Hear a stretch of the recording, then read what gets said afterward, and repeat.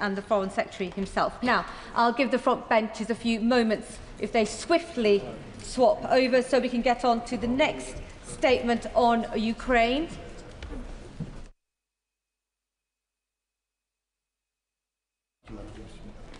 Statement on Ukraine. I call the Defence Secretary of State. With permission, Madam Deputy Speaker, I'd like to make a statement on Ukraine. But before I begin, I'd like to inform the House that yesterday we secured a £10 billion contract to supply Norway with at least 5 Type 26 frigates. This is the biggest British warship deal in our history. It strengthens NATO and our northern flank. It supports 4,000 British jobs and 400 British businesses for years to come. And it is showing that this government is making defence an engine for growth across the regions and nations of the United Kingdom. Turning to Ukraine, Madam Deputy Speaker. A few days ago, Ukrainians around the world came together to mark a special day. 34 years of their country's independence, 34 years as a proud and sovereign nation. And Ukrainians continue to fight for that freedom with huge courage, military and civilians alike, 3.5 years on from the start of Putin's brutal, full-scale invasion. A secure Europe needs a strong Ukraine. Their freedom is our freedom, their values are our values, and this is why the UK stands with Ukraine, and this is why this House stands united for Ukraine.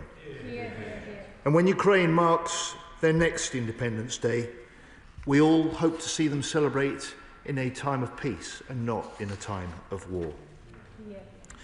Madam Deputy Speaker, over the summer, the UK, with our allies, have been working hard to make that hope a reality.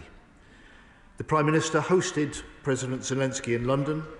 He chaired various Coalition of the Willing meetings with President Macron, and he joined European leaders with President Zelensky to meet President Trump in Washington, D.C. I've spoken with defence ministers across the coalition about stepping up military support and about securing a peace after any deal. And our military leaders have met multiple times to strengthen international contributions to the coalition, also known now as the Multinational Force Ukraine. We welcome President Trump's dedication to bringing this terrible war to an end, and we strongly welcome his commitment to make security guarantees, as he says, very secure with the Europeans. At every stage, President Zelensky continues his support for a full, unconditional ceasefire and for talks on a lasting peace. And yet Putin's response has been to launch some of the largest attacks on Ukraine since the start of the war. During last week's onslaught on Kyiv, at least 23 people were killed, 4 of whom were children, including a 2-year-old. And the attack on the British Council was an outrage.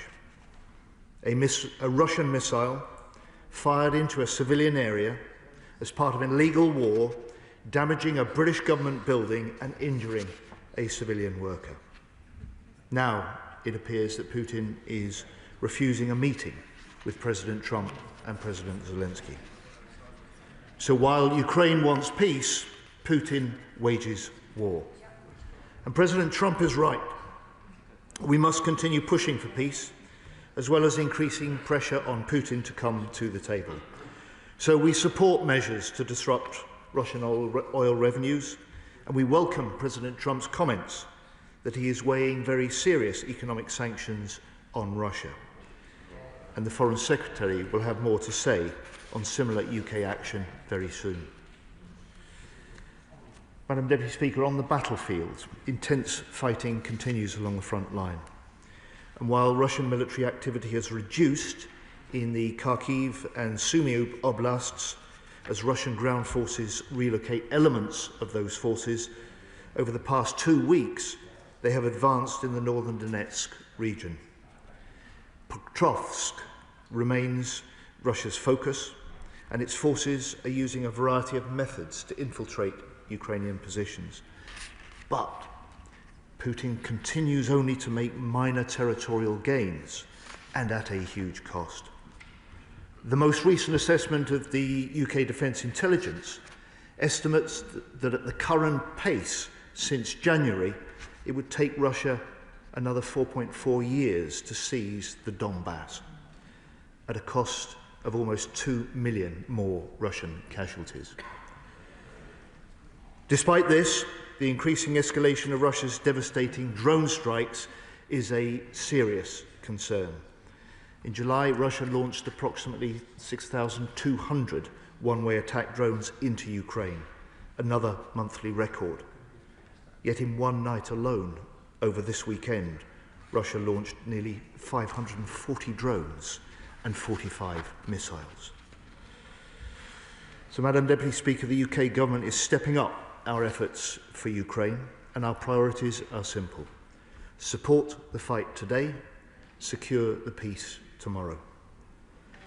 On support for the fight today, we are providing £4.5 billion in military aid for Ukraine this year, the highest ever level. And at the last Ukraine Defence Contact Group meeting, with over 50 nations and partners in July, I launched a 50-day drive to accelerate the assistance we're giving. 50 days on, the Ukraine has delivered to Ukraine nearly 5 million rounds of munitions, around 60,000 artillery shells, rockets and missiles, 2,500 uncrewed platforms, 30 vehicles and engineering equipment, and 200 electronic warfare and air defence systems. Madam Deputy Speaker, we will not jeopardise the peace by forgetting about the war. So next week I will also co-chair the 30th UDCG meeting with Germany's Minister Pistorius, alongside NATO Secretary-General Mark Rutte and 50 other allies and partners. And I will host an E5 Defence Ministers Summit in London next week, where we will be joined by the Ukrainian Defence Minister, where together we will step up still further our support for Ukraine. And then to secure the peace tomorrow, the UK continues with the French to lead the coalition of the willing. 200 military planners from more than 30 nations have helped design plans in the event of a ceasefire. Plans to secure the skies and seas and to train Ukrainian forces to defend their nation. This week, I will host defence ministers from across the coalition with French Minister Le Cornu to further cement contributions to that coalition. And for the armed forces, I'm reviewing readiness levels and accelerating funding to prepare for any possible deployment. Peace is possible, and we will be ready. And the Prime Minister and I will ensure that the House is fully informed of developments in the proper way. Madam Deputy Speaker, may I take this opportunity today to pay tribute to one of the driving figures of the Coalition of the Willing, Admiral Sir Tony Radakin, whose last day as our UK Chief of the Defence Staff is today. Tony's had a distinguished 35-year military career in the armed forces, serving in operations right across the globe. He's widely respected and as a true friend of the Ukrainian people, as President Zelensky himself said last week. And I'm sure everyone in the House will join me in thanking Tony for his outstanding service and wish every success to his successor as CDS, Air Chief Marshal Rich Knighton. And let me end then by saying that while President Putin likes to project strength, he is now weaker than ever. Since Putin launched his illegal invasion, he's not achieved any of his strategic aims. He's lost more than 10,000 tanks and armoured vehicles, and his Black Sea fleet has been humiliated. He's forced to rely on states like Iran for drones, North Korea for frontline troops, and China for technology and components. He's using 40% of his total government spending on the war, with interest rates now running at 18% and inflation at 9%.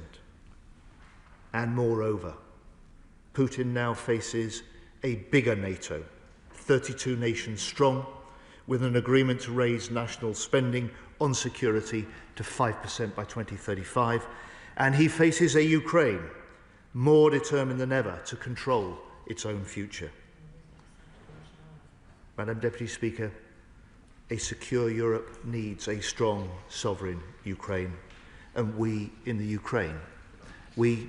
UK will stand with Ukraine for as long as it takes. I call the Shadow Defence Secretary of State, James Cartledge.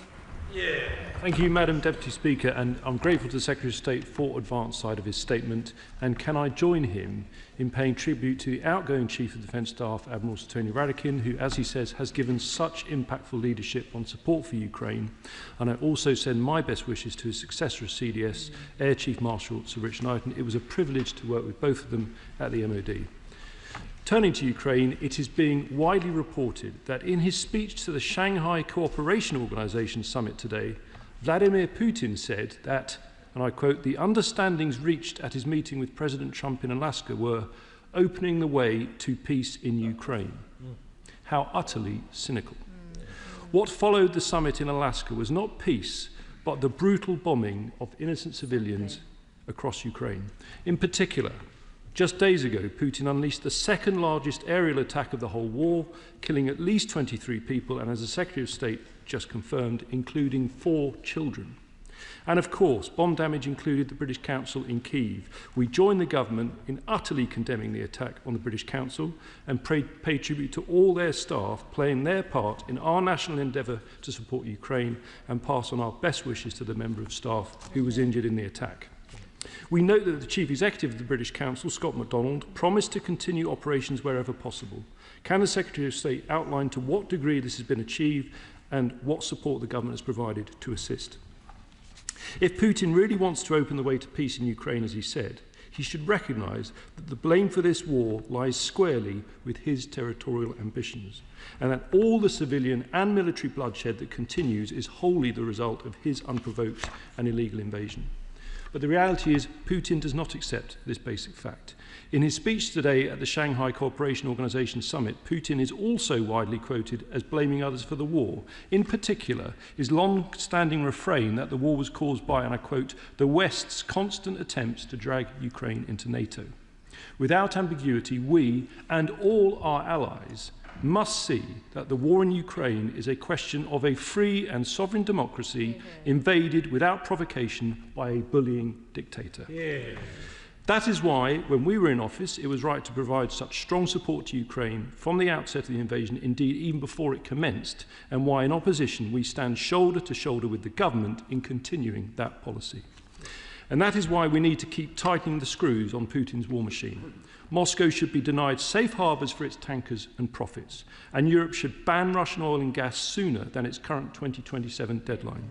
The Euro-Atlantic alliance must lead a new pincer movement to further constrain Russia's energy revenues and stop Putin getting his hands on military equipment. So I'm glad that the Foreign Secretary will have more to say on sanctions, as the Secretary of State said, very soon. But can he confirm if the timeline is directly linked to US action? And would the UK go ahead with those plans for tougher sanctions if the US for some reason did not? On any potential end to the fighting, we all desperately want to see peace in Ukraine, but we're clear that this must be a lasting, sustainable peace, and that is why security guarantees are so important. The Secretary of State referred to President Trump's commitment to make security guarantees, and he quoted, "very secure" with the Europeans. What further detail is he able to share on the likely shape of any such US security guarantees? On the coalition of the willing, he states this would, and I quote, "secure the skies and seas." This seems to miss out the land force element. Does this mean the army would only be sent to Ukraine in a training role? He says that he is, and I quote, "reviewing readiness levels and accelerating funding to prepare for any possible deployment." On funding, does he expect that to come from the Treasury Reserve or from the existing MOD budget? And on reviewing readiness, what is the timescale of that review, and is he yet at the stage where urgent operational requirements are being considered? Finally, Madam Deputy Speaker, I strongly welcome the news that Norway has selected the Type 26 made in Scotland for its future fleet. This is a huge deal that will support thousands of jobs, but also one that has been many years in the making. with significant input and progress under the previous government. In December 2023, I myself had the pleasure to visit the Norwegian MOD in Oslo, and I can assure the House that the Type 26 was very much at the top of the agenda. Just to remind them, that was in the same week that we announced that Britain and Norway would lead the maritime coalition supporting Ukraine's navy, underlining the strength of our naval alliance and our joint commitment to Ukraine. It's clear that a key reason for Norway's decision is that they face the same Russian threat as we do from Russian submarines and want the best possible capability to respond, maximising interoperability with the Royal Navy. But that Russian threat arises entirely from Putin's pursuit of aggression rather than peace, and until that situation changes in reality rather than rhetoric, we must continue to be robust in doing everything possible to support Ukraine. Secretary of State. Thank you. Well, Madam Deputy Speaker, I welcome his endorsement of the success in securing the Norway deal. I do have to say to him there was certainly groundwork done under the last government, and he led a lot of that in as Defence Procurement Minister. But I have to say we had a great deal more to do when we took over in July last year, and frankly we had to reboot the campaign, which we did, and I'm grateful that we've secured it. It has huge military, economic and strategic importance. Can I say I welcome also his continuing support for the action we're taking to support Ukraine. He is absolutely right to call out Putin's remarks at the Shanghai Cooperation Council. And the pressure is now on Putin to prove he wants peace, to do what he says he wants. And while he has sat down to discuss peace with President Trump in Alaska, he's been turning up his attacks, of course, in Ukraine. He launched this war. He can stop this war tomorrow if he chooses. Madam Deputy Speaker, the Right Honourable Gentleman asks about sanctions. He encourages us to take the steps further. He'll know that we've introduced already over 500 new sanctions against individuals, entities and ships. We've sanctioned 289 vessels as part of the Russian shadow fleet, and very soon the Foreign Secretary will announce further UK steps. On the security guarantees, the commitments we've secured already from many of those involved in the discussion are substantial. The discussions continue. We look for contributions to be further confirmed. Much of the shape of any deployment of a coalition of the willing will depend on the terms of any peace agreement. And at this stage, I certainly won't want to offer any more public details on that, because that would only reinforce Putin's hand and make him and the Russians wiser. Chair of the Select Committee, Tamanjeet Singh Desi. Thank you very much, Madam Deputy Speaker. I thank the Defence Secretary for advance sight of his statement. Wholeheartedly welcome the historic frigates exports deal with Norway and join him in paying tribute to Chief of the Defence Staff Admiral Radakin for his distinguished decades-long service to our country. Now, recent Russian attacks across 14 different regions of Ukraine are not actions of peace. Words and actions must align, and it is abundantly clear that both from President Putin present a threat to us all.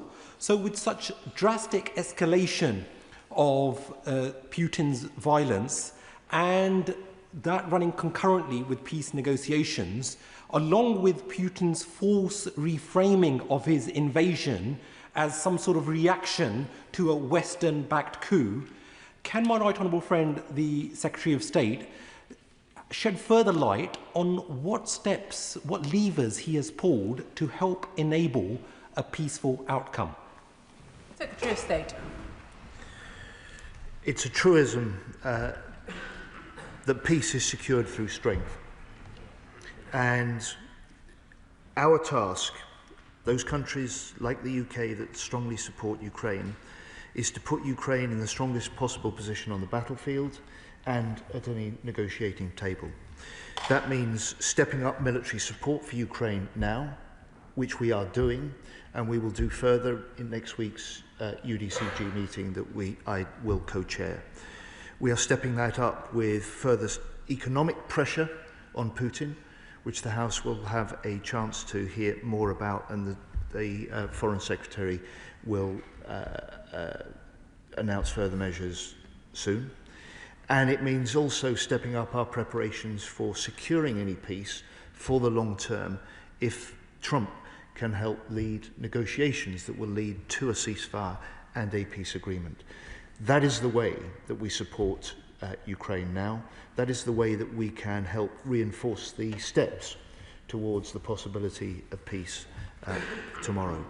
And I just say to my honourable friend, the Defence Select Committee Chair, and to the honourable gentleman from the opposition benches, I will ensure that Admiral Radakin tomorrow is aware of the kind comments, and I know he will appreciate that from both sides of the House.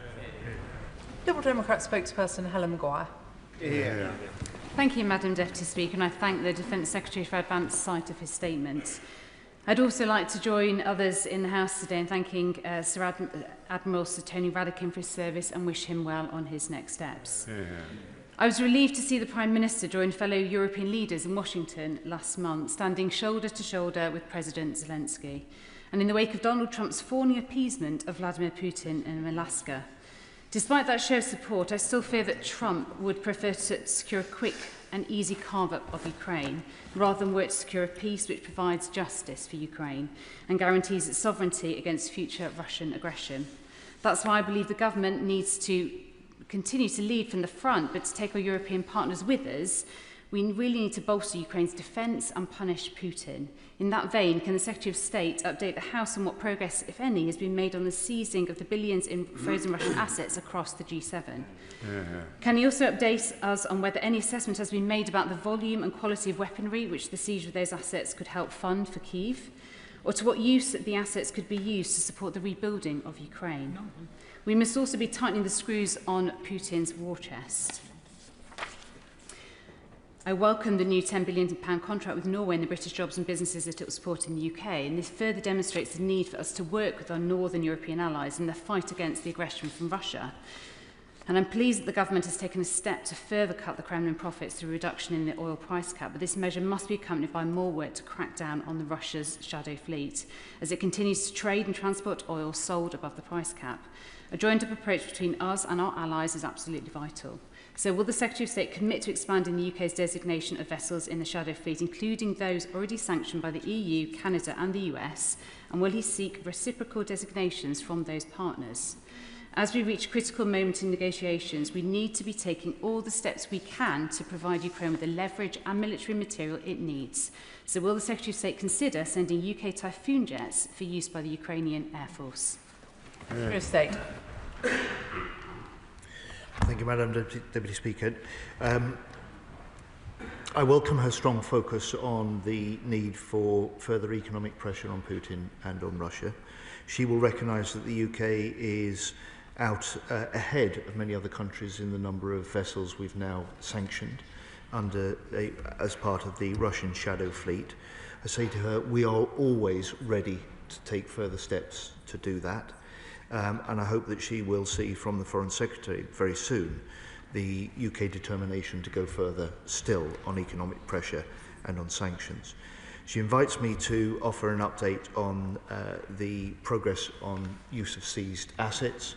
I'm unable to do that, but she'll know that this is not just a matter if this will be effective for a UK decision, and the detailed work that is still being discussed with other key allies does continue. We recognise the potential of being able to use those seized assets from Russia to help rebuild and support Ukraine, but that is something that we are working on. She urges us to lead European allies. I think it's not unreasonable to say that is exactly what we are doing, not just with the highest level of military aid this year ever from the UK, but the way that we've stepped in now to lead the UDCG, and I will chair the 30th meeting alongside Minister Pistorius next week. And we've stepped in with the French by leading the Coalition of the Willing. More than 50 nations, part of the discussions about planning for Ukraine's long-term future. And I will host the defence ministers alongside Minister Le Cornu this week to discuss that further. But one point for her, the Honourable Lady in this House. Often seen as the European Coalition of the Willing or the European UDCG, these are coalitions of nations that go well beyond Europe. And I was in Japan last week, and so Prime Minister Ishiba at Japan has joined the discussions for the Coalition of the Willing, and some of the most stalwart supporters of Ukraine in military aid since the start of the Russian invasion have been allies of ours, steadfast supporters of Ukraine from other parts of the world, from Australia to Japan to New Zealand to Korea. And it just signals for Putin not just that Europe stands steadfast with Ukraine in challenging and confronting his aggression, but we see this as a security matter in the Euro-Atlantic, which is indivisible, as many other countries do, with security in the Indo-Pacific too. Alex Baker. Thank you, Madam Deputy Speaker. I thank the Defence Secretary for this update and his continued leadership on this issue. We've all been so moved by the extraordinary bravery and resilience of the Ukrainian people in the face of Russian aggression. And in my constituency, we know how important it is to stand by our friends in Ukraine. In my constituency, I also had the privilege of being able to visit our armed forces and our industry and see how much actually they have been inspired themselves by our Ukrainian colleagues and their innovation on the battlefield. So can I ask the Secretary of State to have a bit of an update on the important lessons that the MOD have learnt from Ukrainians' innovation on the battlefield? Secretary of State. My honourable friend is absolutely right. It isn't just that the courage of the Ukrainians is an inspiration to us all, including our own forces. It is that their ability to fight and innovate in combat is also an inspiration to us. We try to capture this in the Strategic Defence Review that we published in June. It points the way to the sort of radical transformation that we require in our own armed forces and our own defence system. And I hope that my honourable friend will see the hallmarks of that very soon when we publish the Defence Industrial Strategy. Sir Ian Duncan-Smith. Deputy Speaker, a few weeks ago I returned from Ukraine with some others that have been delivering trucks and medical aid to the Ukrainians for use in the front line, a number of trips that I've done with others I can see across the floor as well here, united as the government is united with the opposition and the other parties. But however, having watched the brutality stepped up by President Putin in the recent weeks and following from the Alaskan conference at Anchorage, I must say I fundamentally still very disappointed. Yes, the government is right. They're bringing together a coalition of the willing. But the least willing of all at the moment seems to be the White House. And my concern is, without the White House's commitment to showing Putin that his actions have consequences, then this drags on again and again. They are the one country that can really impress upon him that if they carry on with these attacks, they will be sanctioned dramatically and the weapons will flow like water to the Ukrainians that they desperately need. I wonder if the government, behind closed doors, could say to the President, it is time to follow your words with actions and not keep on prevaricating. Secretary of State. I appreciate the argument that the honourable gentleman makes. It's important to recognise that the role of President Trump is essential and central into any opportunity to bring the two sides together for He is playing a role that only President Trump can play.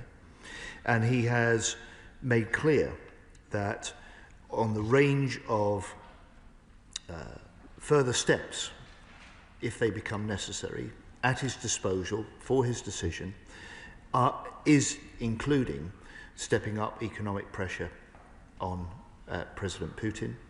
And we are ready to respond alongside that. We are also ready to take our own decisions on economic pressure on President Putin and on Russia.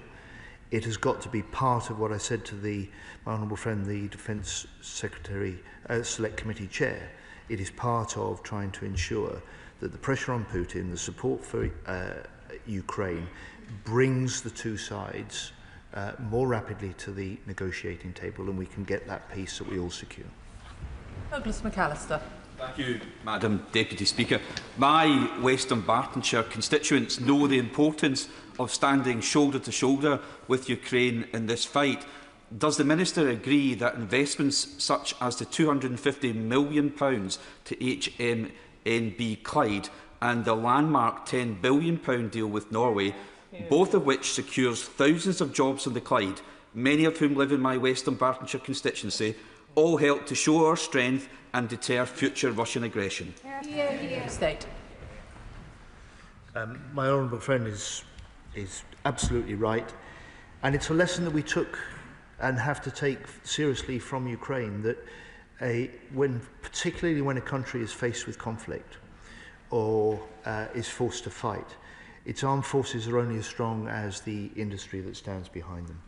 And part of the significance of the frigate deal with Norway is that this will reinforce our British shipbuilding, our British innovation and our British technology base across the UK and especially in Scotland for many years to come. Dr. Andrew Murison. Thank you, Madam Deputy Speaker. I too congratulate Admiral Sir Tony Radakin and Air Chief Marshal Sir Rich Knighton and wish them well. A big well done too to all involved in the Type 26 deal, including my honourable friend, the member for South Suffolk. And if I may say to the Defence Secretary to cast his mind back to March, when I asked the Prime Minister whether it would be folly to put British troops into Ukraine without a US backstop, without a guarantee from the White House, and the Prime Minister agreed it would indeed be folly. Does that remain the government's position? What is the government's position is that we are discussing the nature of security guarantees, the contribution that we can help lead through the coalition of the willing, alongside any American support, and together that is part of the configuration of making Ukraine strong and creating the circumstances in which serious negotiations and we hope a peace agreement can be reached. Dr. Zubair Ahmed. Speaker, can I warmly thank my right honourable friend for getting this Norwegian deal over the line. I feel a singular piece of pride about this because in my constituency of Glasgow South West and Govan will become the epicentre of the Type 26 construction. Will he undertake to work with me to make sure that my constituents in Glasgow South West feel the full benefits of this investment? And in that vein, will he urge the SNP government to finally collaborate with us to dispense their ideological block on the defence sector so together, for want of a better word, we can be stronger for Scotland? State.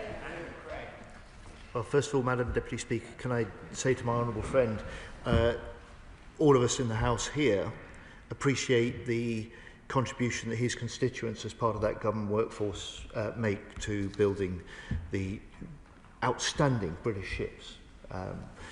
The Norwegian Prime Minister had a very telling way of explaining the decision on Sunday when he said, we weighed two questions in the decision. Who is our most strategic partner and who has delivered the best frigates? The answer to both is the United Kingdom. And it is also telling, Madam Deputy Speaker, that the nationalist-led Scottish Government has yet to welcome this contract and this success. Chris Cochran. Thank Thank you, Madam Deputy Speaker. First, can I commend the Defence Secretary and Admiral Sir Tony Radakin for your commitment to a just peace in Ukraine.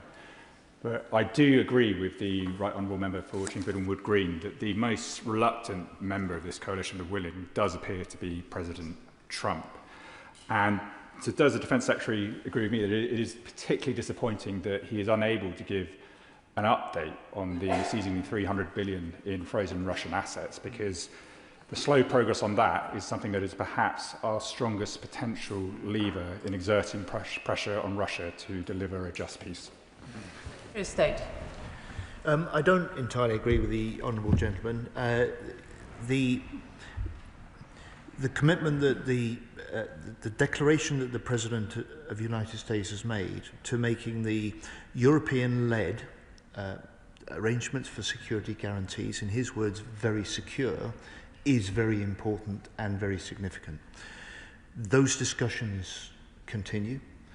The shape of any potential and possible deployment to support and secure a long-term peace will depend hugely on the nature of the peace agreement itself. And it's for those reasons that it is not possible to set out in public at this stage the details of those. But we continue those discussions both on the nature of the support that can be given to Ukraine in the event of a ceasefire and a peace agreement, and the sort of pressure that may be required to make sure that those serious negotiations can take place. Emily Darlington. Thank you, Madam Deputy Speaker. I wanted to share with the House the deepest solidarity from the Ukraine appeal and the Sunflowers Ukrainian Supplementary School in my constituency of Milton Keynes about the recent attacks in Kiev and on the British Council. The British Council's vital cultural initiatives have supported peace and created community cohesion around the world. And it's in that spirit that the Ukraine appeal has created an exhibition, Faces of Ukraine Dreams, by the children who go to their Sunflower School.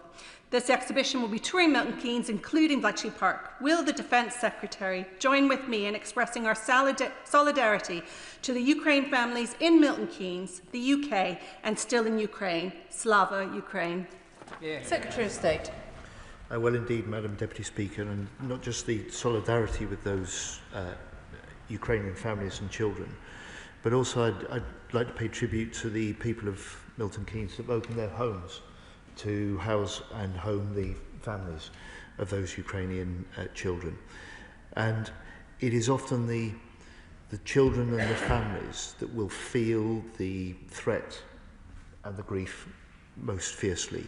And the fact that they have expressed such strong solidarity with those British Council workers in the face of that attack is something that we all appreciate, and I'd be grateful on behalf of the House if she would pass that on. Sir Julian Lewis.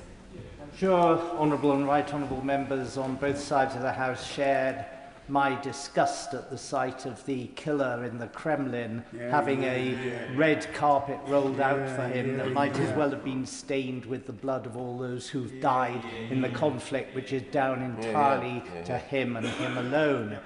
But when we talk about meaningful security guarantees, it's perhaps worth remembering, is it not, that the only reason why, when Germany was divided at the end of the Second World War, that was a stable division, was that both sides knew that anybody crossing a line would be initiating an international conflict.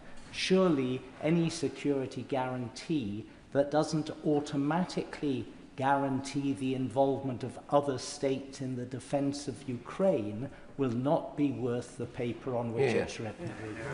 Secretary of State. So the purpose of the coalition of the willing force that we are leading the work to plan for is about actively securing the Ukrainian skies, actively making the Ukrainian seas safe, and providing a presence that will help reassure as well as help build up the Ukrainians to deter and defend for themselves. It starts from the first premise that in the circumstances of a peace agreement, for the medium term and long term, the strongest defence, the strongest deterrence, is the nature and strength of the Ukrainian armed forces themselves. That is our purpose, and that would be part of our mission. Joanna Baxter. Thank you, Madam Deputy Speaker. Can I firstly start by thanking my right honourable friend and his whole team for the incredible efforts that they're making on this issue. Over the weekend, Russia launched yet more devastating airstrikes in Kyiv, killing 23 people, including a 2-year-old child.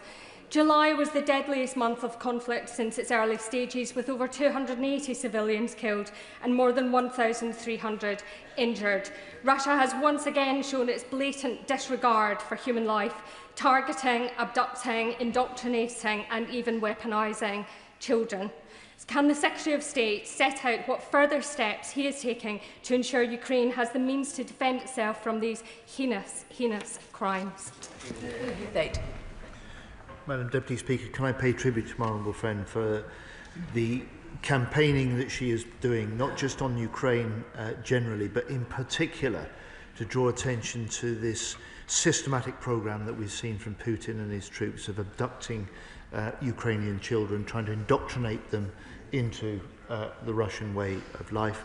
And can I say to her, in the discussions that I've had with Secretary Umarov when he was Defence Minister and now as Secretary of the Ukrainian National Security and Defence Council, he is leading the negotiations on behalf of President Zelensky, and some of the early discussions potentially with the Russian side are about prisoner of war swaps and about the return of those Ukrainian children. Stephen Geffins. Deputy Speaker, can I welcome the Norwegian investment in Glasgow's shipyards? They understand, the Norwegians understand the importance of European security. The Norwegians understand the importance of territorial integrity. The Norwegians understand the importance of the High North, and I pay credit to those in my own constituency at RM Condor for their own work in that particular area. They know that Donetsk is Ukrainian, Luhansk is Ukrainian, Crimea is Ukrainian. Now, the US ambassador to NATO said recently that no chunks that were not, and I quote, earned on the battlefield should be given over to Russia. When he meets with his US counterpart in a couple of weeks' time, can he be clear that no chunks of Ukraine are earned by aggressors on the battlefield, and Ukraine's integrity, territorial integrity, is testament regardless of our political allegiance here? Secretary of State. The Ukrainians are fighting for their territorial integrity.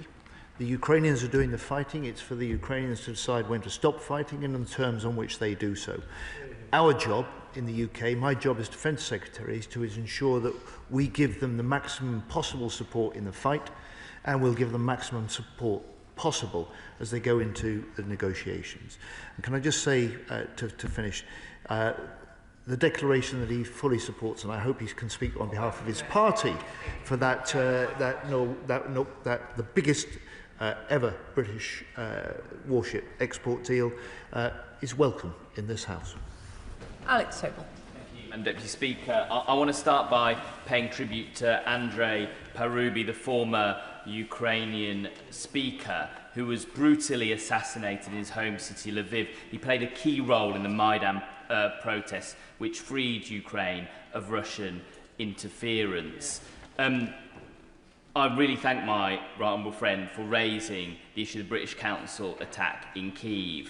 A man was injured. We need to remember the British Council isn't just any body. It's an arm's-length body of the FCDO.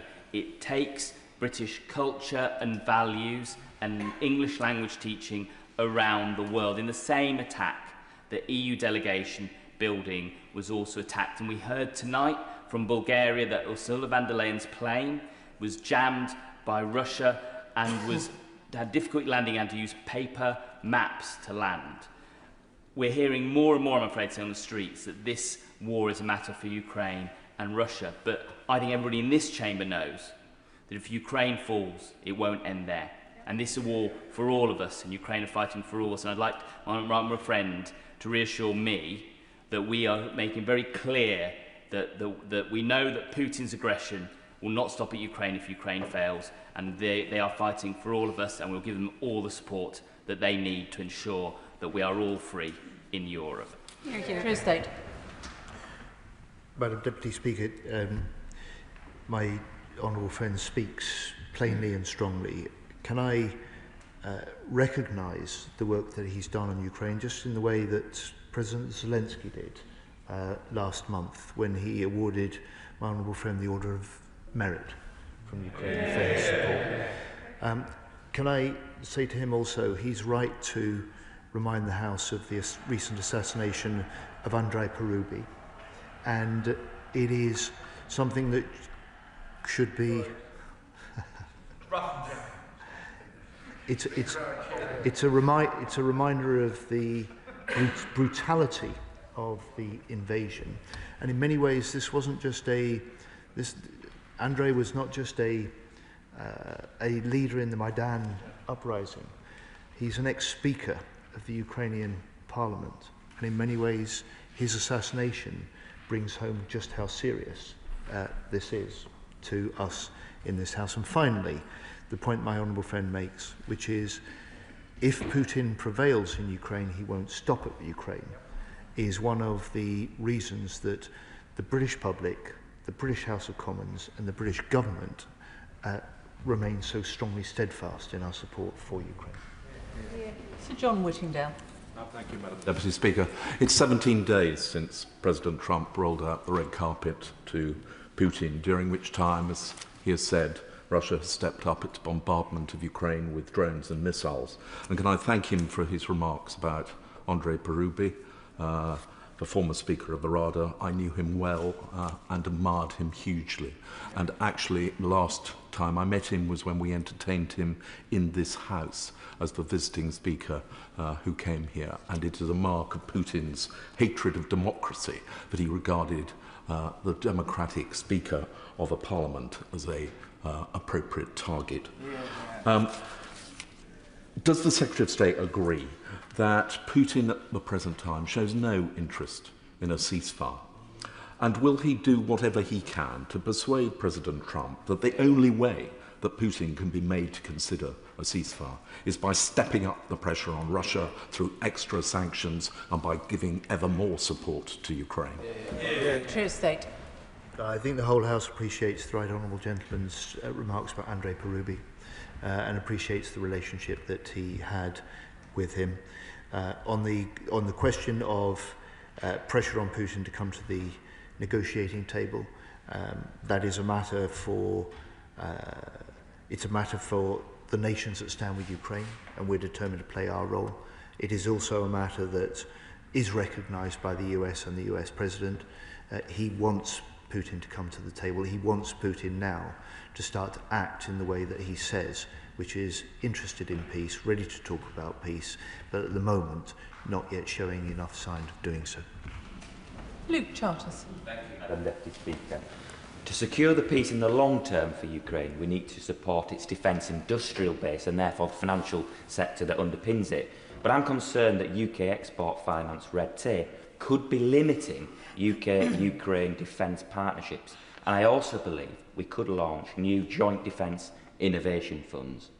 Would my right honourable friend consider carefully these ideas and work with me to discuss how we can support Ukraine's defence financing system too? Secretary of State.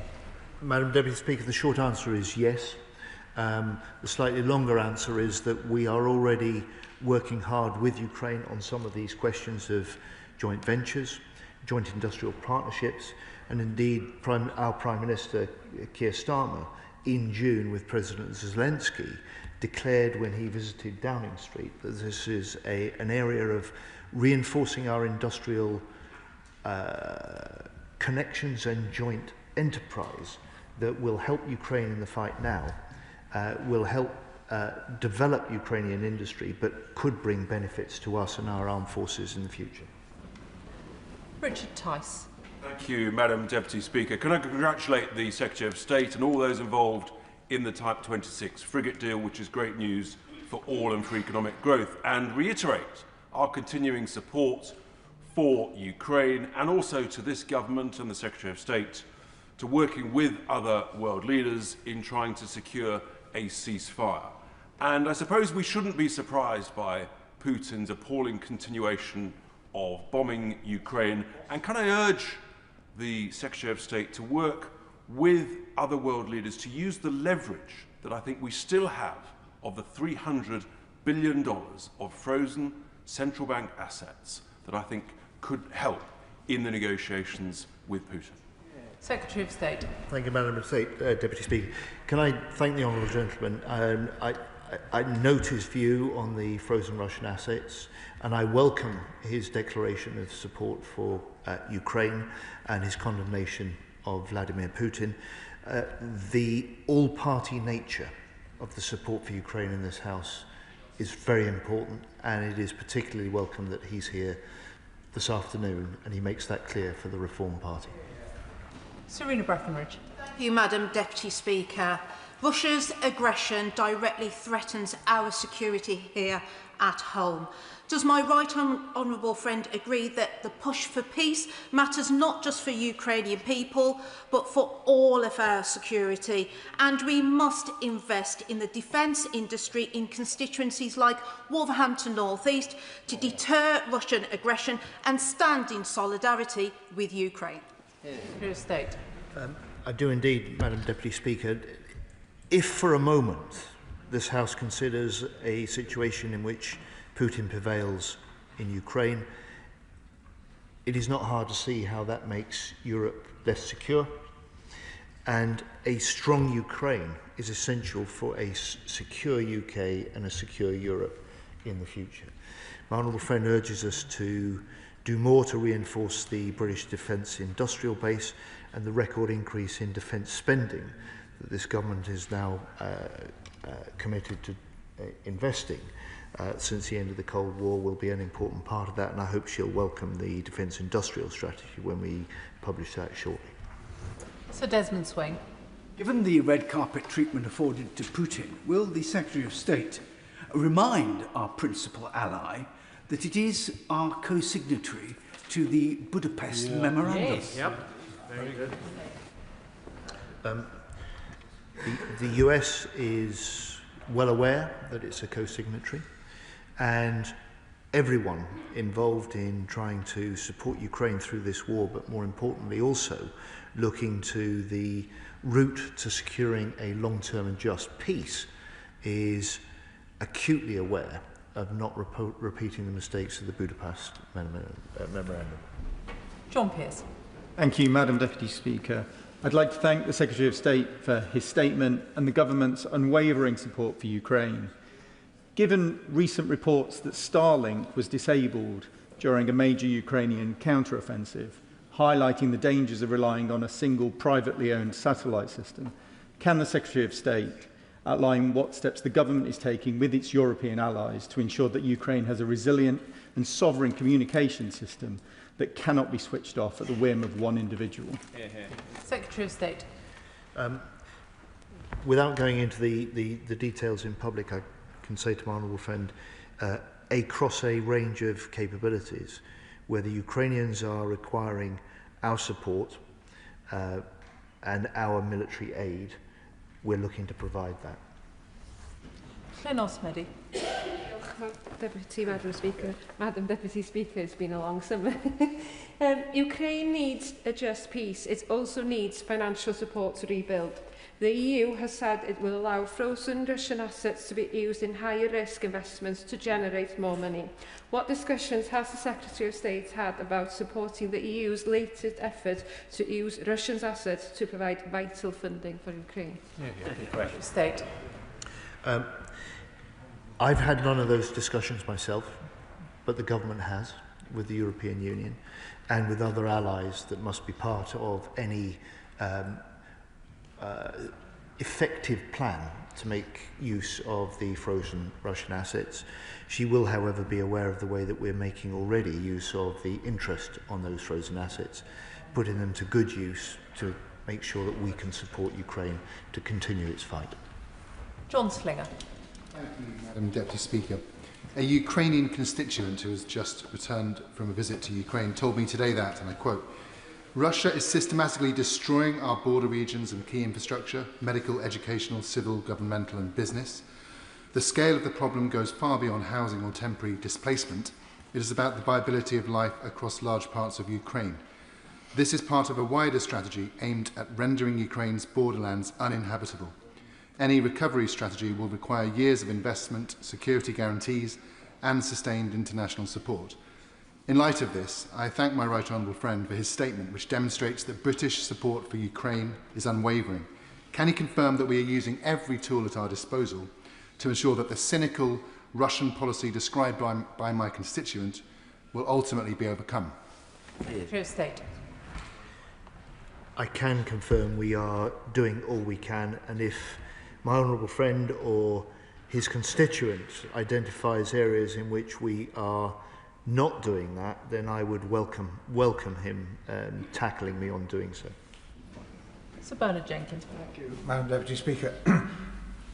The House should be grateful to the Secretary of State for giving this statement today, because it underlines how the government is determined to keep this issue at the top of the British political agenda.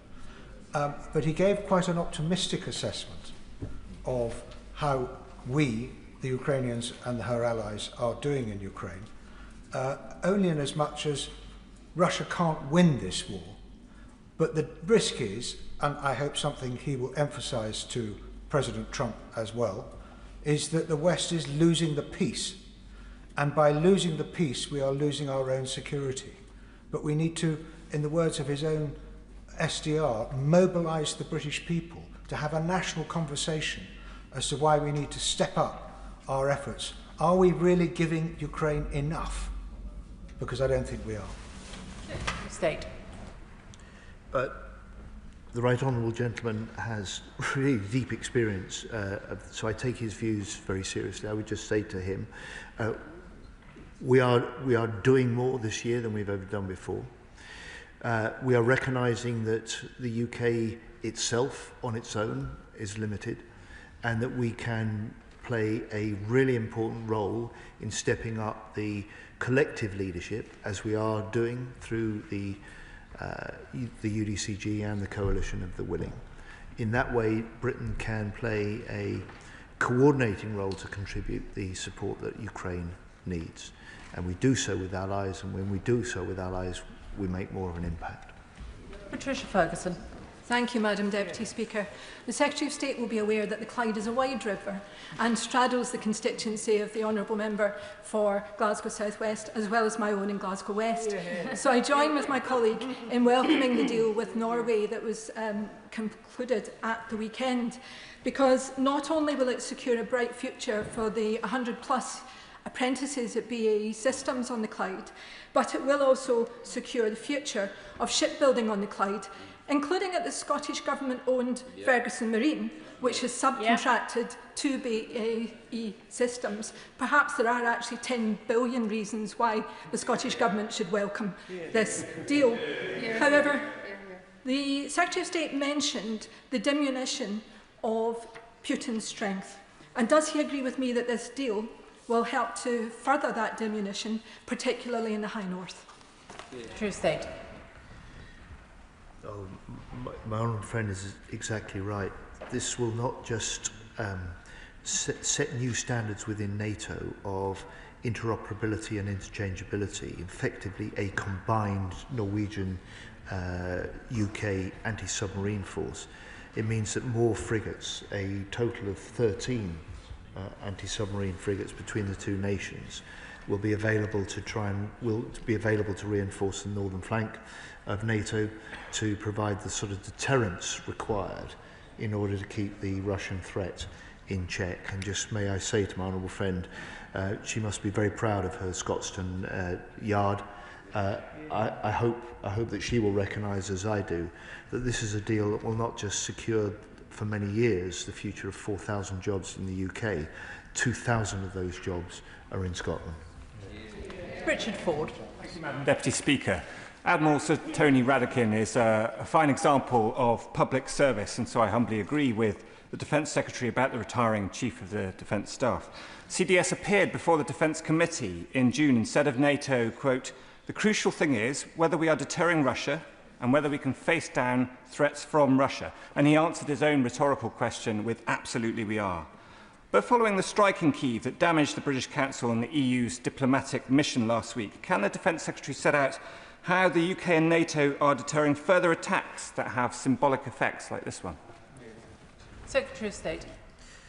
Well, I suspect, without wishing to speak for him, that Admiral Radcliffe, one of the things he won't miss in stepping down from the CDS is appearing before the Defence Select Committee.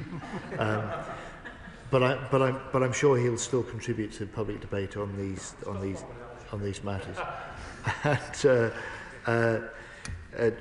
The honourable gentleman makes a sort of general point about the attempt to step up our support for Ukraine. We will always try and respond to what Ukraine says it most needs. And as we go into next week's UDCG meeting that I'll host with Minister Pistorius, that's exactly what we will try and do.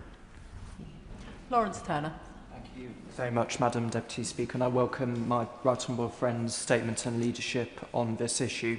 As the pressure on Ukraine to agree a ceasefire builds, Russia too escalates its campaign of aerial attack on Ukrainian civilians and Ukrainian civilian infrastructure. In the liberated city of Kherson, Russian first-person drone operators are turning state killing into a grotesque spectacle, publicly broadcast, which has been christened as a human safari.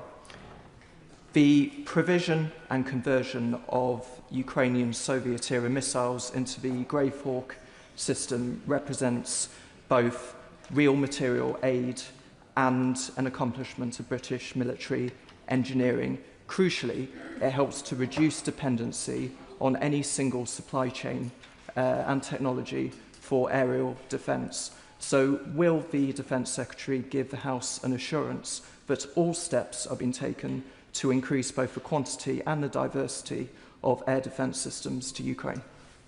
State. Yes, we are doing what we can to increase the diversity and the quantity of air defence systems. And I'm proud of what we've managed to achieve with Grave Hawk. I think it's a good example of two things. First of all, innovation, and secondly, a combination of Ukraine and of UK minds working together. And when we do that, we can respond rapidly, we can respond in a way that meets their needs, but also points the way to a different future for the way that we develop the systems that we need in our own forces for the future too. John Cooper. Thank you, Madam Deputy Speaker, and I should declare an interest in that my eldest son today started work with Forsyth Royal Dockyard, a key part of British military infrastructure for over 100 years. Over the summer we saw Scotland's First Minister John Swinney meet with Ukrainian military personnel at the Edinburgh military tattoo. Incredibly, were those brave men and women to be injured in the line of duty, NHS medical aid sent from Scotland could not be used to treat them because of a prohibition put in place by the Scottish Government, and they still continue to refuse to fund warfighting capability in Scotland. With defence reserved to this place, Secretary of State, how is it possible that the devolved administration in Holyrood can damage British interests and security in this manner? Secretary of State. He poses those questions to me, but they're clearly matters not for me to answer, but for the Scottish Nationalist Government. And I would love to see the antagonism to investment in Scotland that supports Scottish jobs in the wider defence industry, that supports our UK security, of which Scotland plays such a vital part. That ought to be something that the Scottish Government embraces and supports, rather than resists and opposes. James Nash. Thank you, Madam Deputy Speaker. People in my constituency of Rushcliffe know the importance of standing with Ukraine in its fight, and in a recent survey I did, 87% of them supported this government's continued ironclad support for Ukraine, which I think after 3.5 years is an impressively high figure.